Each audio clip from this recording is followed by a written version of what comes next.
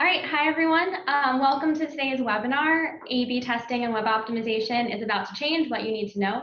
I'm Ruby Perlmutter, Marketing Manager here at SiteSpect, and I'll be talking to Paul Bernier, Director of Product Management at SiteSpect. So before we get started, a couple of quick notes. For the length of the webinar, all attendees will be muted just to ensure the best sound quality. If you have any questions during the webinar, please type them into the question panel and we'll have time to answer them at the end.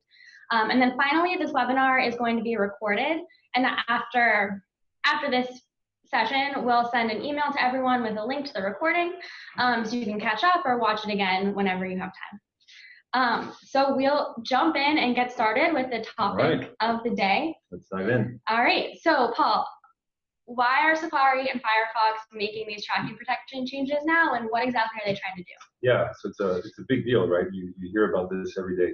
Pops on my phone every single minute. So the main theme here for both Safari and Firefox, the main theme is that they're trying to go after trackers that try to follow users as they go across different sites. That's really the theme here. That's been the same theme for a little while. The idea is that you have users that go across different sites. How can you follow them? This really, when you look at it, it's targeted at the ad tech industry. Right, in order to do advertising and targeting and retargeting, it's become really valuable the more data you have about your users. And so being able to track users across sites is what this industry uses. And this is what these browsers are going after. So it's that's one big piece of it. Another theme is a lot of these trackers, quote unquote, and a lot of these ads, they've had a not so great impact on performance, right? If you load the page and there's just a ton of these trackers that are firing on all cylinders, it tends to slow down the experience. So that's the second angle that's being pursued here. And so it's hard not to get into this topic without talking about cookies. Every single article you read about it talks about first versus third-party cookies. And so I'll talk a little bit about that just to make sure we have that before we dive in. So you've got two worlds when it comes to cookies, and as I'm sure most people here know, cookies are used to follow users, identify users in the browser, little files that sit in the browser. They allow you to tie different page views in a visit and tie different visits back to a user. If you're just doing pure analytics on your own site, traditionally, it is first-party cookies. You're essentially following users on your own site, setting cookies for your own domain. That's a first-party cookie. If you're a different party, you're adserver.com, for example, and you're setting cookies on your behalf to track users across site 1 or site 2 or site 3, then you're setting third-party cookies. And the theme has been for a while to really try to prevent the third-party cookies. And now what's shifting is that a lot of these trackers have become sophisticated to exploit some of the loopholes to use first-party cookies. And that's where things are beginning to be really locked down. So it's easy to get lost into the weeds here. We'll try to keep it simple. And before we dive into too much details, SiteSpect is not impacted by this. We'll get into more details, but that's good news for us. So with all that said, what exactly is Safari ITP? What is Safari ITP? So it stands for Intelligent Tracking Prevention. And I think it's helpful to go back a little bit in the history. Before ITP, Safari already started blocking third-party cookies. So that's been Safari's angle. You could argue it's a positioning so that they can differentiate themselves with users' privacy first. And so they've been blocking third-party cookies for a while. And they've seen how, again, these trackers have been using first-party cookies to accomplish the same sort of tracking across sites. And so now they're restricting it. So it started with saying, let's use some machine learning and browser statistics to identify the domains that are doing this sort of third-party tracking using first-party cookies. It gets confusing easily. And they've progressively started to restrict the usage of first-party cookies for these domains. And so initially it was, well, we allow these ad servers and Google and the big Facebook and the big trackers, essentially, we allow them to use first-party for 24 hours, and then that window got shut down. There's been always been workarounds that these ad servers keep finding to keep the tracking going across sites. And the latest iteration, if we just jump to where things are now, essentially all cookies that are being set client-side, this means you have something in your browser, really a tag, a JS tag that's loading and is setting those cookies. Those are now being allowed to be set for only 7 days. And so that's a big deal. I'm sure a lot of you have heard about this. Is ITP 2.1. Any cookie set in the browser by a tag will expire after 7 days. Now ITP 2.2 came out even more recently, just adding more confusion, and it's restricting this a little bit more. I think it has less impact on the A/B testing industry, more on the ad servers, which is really what they're going after. So ITP 2.2 limits that window from 7 days to 24 hours if you're a recognized tracker and if you have these tracking parameters in the URL. They call this link decoration. If you look that up, this is when you're passing identifiers in the URL. So I think we don't concern ourselves too much with that 2.2 update. This really impacts more ad tech industry. The 2.1 is the big deal, right? It's the client-side cookies expire after 7 days, essentially. So that's Safari. So what about Firefox? Is it the same thing, or is it different from what Safari is doing? So Firefox is ETP, which stands for, let me try to get this right, Enhanced Tracking Protection. It's the same general idea. It's going after trackers that follow you across sites. The idea is users are not aware that this is happening. There should be more transparency. And so ETP is really going where Safari was years ago. It's starting with third-party cookies, and it's doing that in combination with a list of domains. This is the disconnect list. You can look this up. It's the third party that Mozilla has been working with. And so if you're a third party, you're on the disconnect list, you cannot set third-party cookies. So it is, you could argue, a lot less aggressive than Safari. It also has a lot less of an impact on the A/B testing optimization industry. It's, again, really targeted and focused on ad tracking service. Cool. With both new features, so they're default settings, so does that mean that they're only going to kick in on new downloads of the browser, or are they going to affect everyone who's already using both browsers? Like, how many people are we looking at? Yeah, so Safari, it's on by default. It's kicking in. Firefox is more progressive, so it's new downloads only for Firefox, so that should come in, a small subset of users, and then it's going to roll out to existing users. Safari is a decent amount of traffic, right? If you look at different sources of data, it's 15%. It also has a huge slice of the mobile market with Safari on iPhones.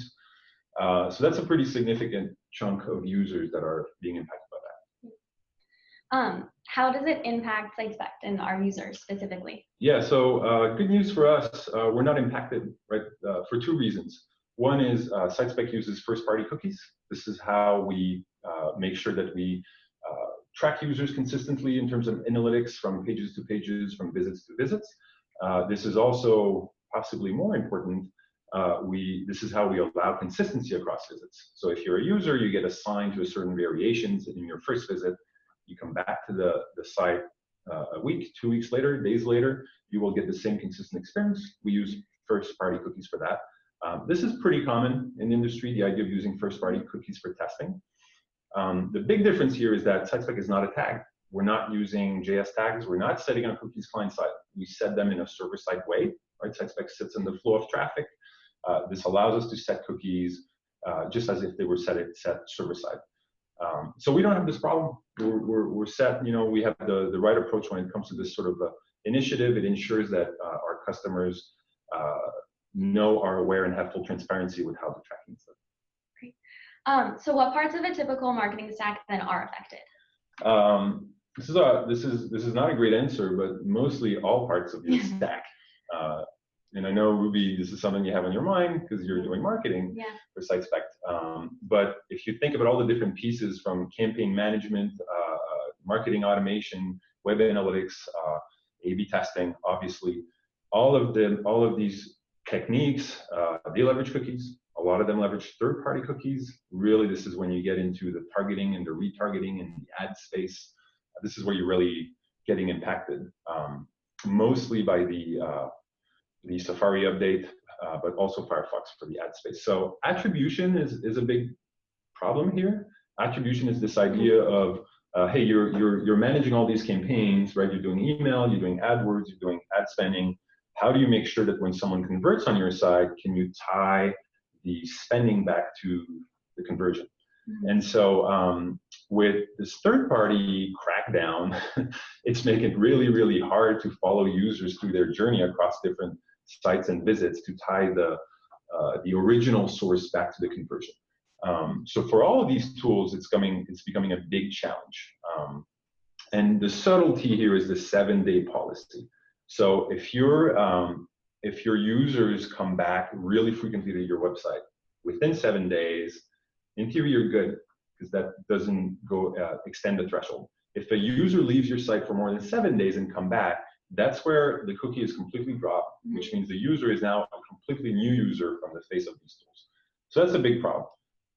I'll focus a bit more on testing. That's what we're in. That's what we focus on. So from a testing perspective, what does it mean? It means if you're using one of these tag-based solutions and you're setting these cookies client-side, which they are if you're using a tag for testing, it means that a user who gets assigned to a certain experience today comes back 8 days later to your site, is now a completely new user from the testing tool, gets assigned to a random new experience. So that's a problem because it creates an inconsistent experience. I would say, some tests might have less of a dramatic impact from an end user experience. Some are probably just not acceptable at all, depending on the scenario. And then data gets really affected. It means that now you have a large amount of your user traffic that is seen as new users when they make repeat visits more than 7 days in between. So this adds a lot of noise to the data. When it comes to testing, it's an art of being very specific in the numbers. A couple percentage points make a win or not a win. So this is the type of data that tends to just make a lot of noise and make it more difficult. So that's the big challenge for all these testing tools. Again, SiteSpect, we're not using client-side cookies. We're using first-party cookies. We set them server-side. So we don't have these issues at all. There's a lot of workarounds getting thrown around out there. And so I'm curious about a couple of them and their kind of how well they work and what you think of them. Sure. So one that's come up a lot is, can you just segment out all the affected traffic and then be okay? And then there's also a lot of talk about taking your cookies and just moving them server side. Right. Yep. So those are the ones you hear about the most. So I can talk about that. So yeah, segmentation is kind of obvious. Questionable if that's a great solution, but okay, you're now getting a sliver of your traffic that's noisy data, quote unquote. It's data that's not quite reliable. You don't know if these users are real new users or if they've just been wiped from a cookie perspective. So why don't you just create a segment to remove Safari from your results? And sure, that makes sense. That's what I would do. Remove the data that doesn't look right. You're missing out on behaviors that might be different. Safari equals iOS equals Mac in a lot of cases. It also translates typically in different personas with different behaviors. So you're missing out on a chunk of important traffic that might have its own behavior in response to what you're testing. So you can do it, but I don't think it's great. I would argue more importantly is the bad user experience that this creates. If you have a user that is now switched to a different experience, that's not great. So you might want to just exclude those users from a targeting perspective. Create an audience, remove them. Again, not great. You're missing out on a chunk. And again, this is if you're using these tag-based solutions. The other piece that's being circulated a lot is, hey, you can just set those cookies server-side, and then the tag will update them. So this is, you could argue, a loophole. It makes sense. Hey, if you have a testing tool, a tag-based tool that's setting those cookies, you can set them server-side, which means, hey, go to your developer's IT, build some logic that will set the cookies, do a code release, push this out, and then the tag will see those and now can update them accordingly. They won't expire. So that's an okay solution. It works today. I'd say some pros is it works. Downsides is it's a lot of management. If you have a new tool, you need to go back to your devs, new release cycle, make sure the cookies are in sync. If you have an existing tool that adds a new cookie or a new feature, you need to go back to your logic, code release. So it's just a lot more overhead from a process standpoint. There's also the idea of, hey, why don't you move fully to server-side testing? That makes sense, right? That's definitely a solution that works. Cookies are set server-side. Server-side testing works, not impacted here. That's a great solution. Not for everyone, right? You're losing some marketer-friendly, non-technical options. Visual editors are no longer in this game. It's an option, not for all organizations. Yeah, so essentially, those are all the different techniques. If you look at the history here, browsers have been on a pretty consistent path to close the loopholes. Right now, this idea of set cookies server-side and have a tag use those cookies, you could argue it's a loophole. And while it works today, I think people have to really consider the fact that the path forward is that these browsers are trying to prevent these tags from setting cookies. So right now, it's an option. No guarantee that will be an option in the short term. Yeah. So now, kind of in the wake of these changes, how do we test, target, optimize, personalize, all this stuff to create a better customer experience? How do we do this while also respecting the consumer desire for privacy and anti-tracking? Yeah, that's a hard one. We're in this industry to make the experience better for our customers. We're not in this industry to creep on them and try to get all their personal information, right? And so how do you leverage these great technologies to create better experience without impacting user privacy? I think is like the dilemma here. What I would offer is, first, I'd say transparency. Just being really transparent about what you're doing with your traffic. GDPR helps a bit in that regards, right? I think you could look at it on both ends. We now have a pop-up on all sites, which is a little bit annoying, I think, from a user experience standpoint, but at least it's openly, transparently saying, hey, we use cookies to track you. This is why we use them. I think that's a path that makes sense. There's research that shows that users don't read these privacy policy all that much, and that's partially because it's legal language. It's really hard to read. It's dense.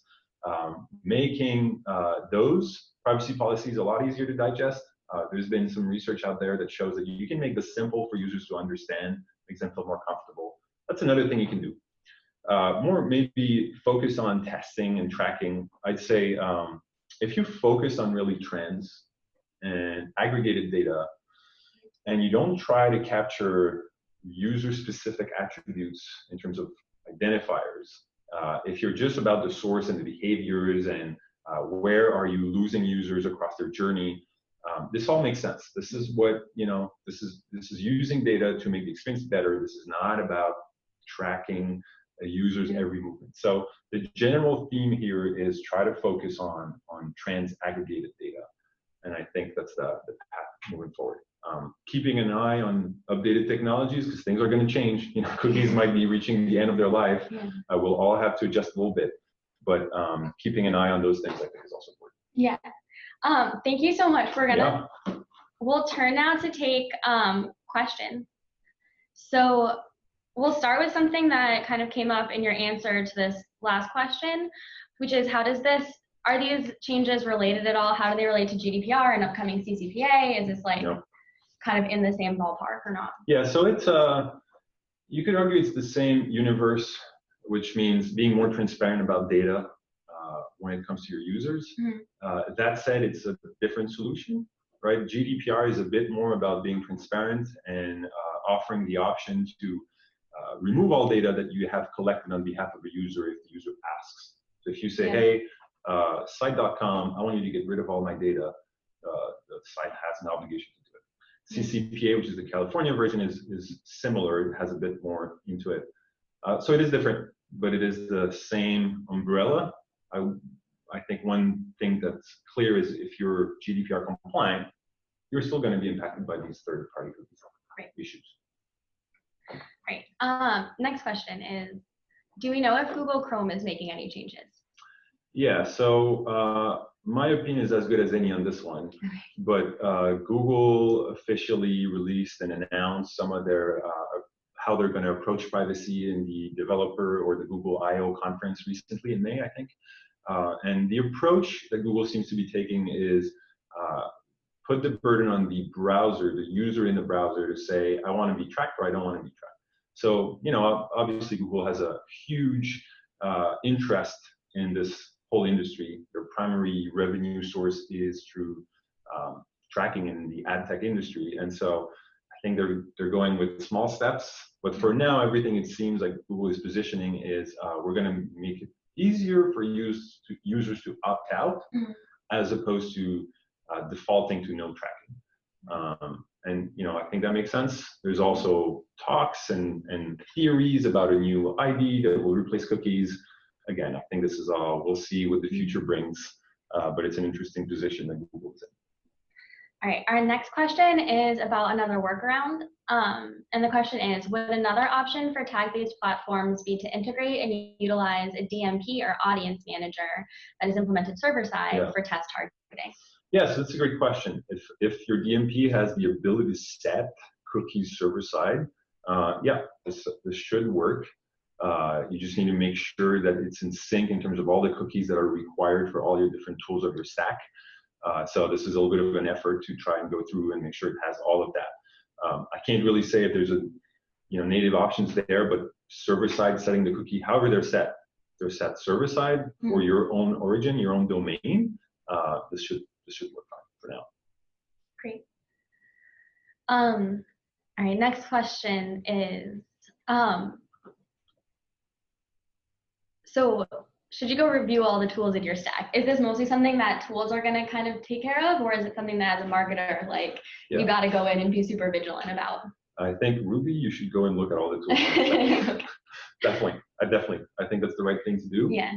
Most likely all these tools are impacted, some more than others. If it's anything in the ad space, yeah, you really need to pay attention to it from a data perspective, analytics, and from a tracking perspective.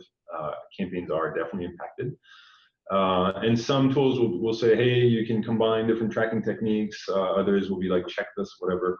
So yeah, I would recommend go through the list, come and make sure that you're addressing any workarounds that you've suggested so far. Okay, will do. All right.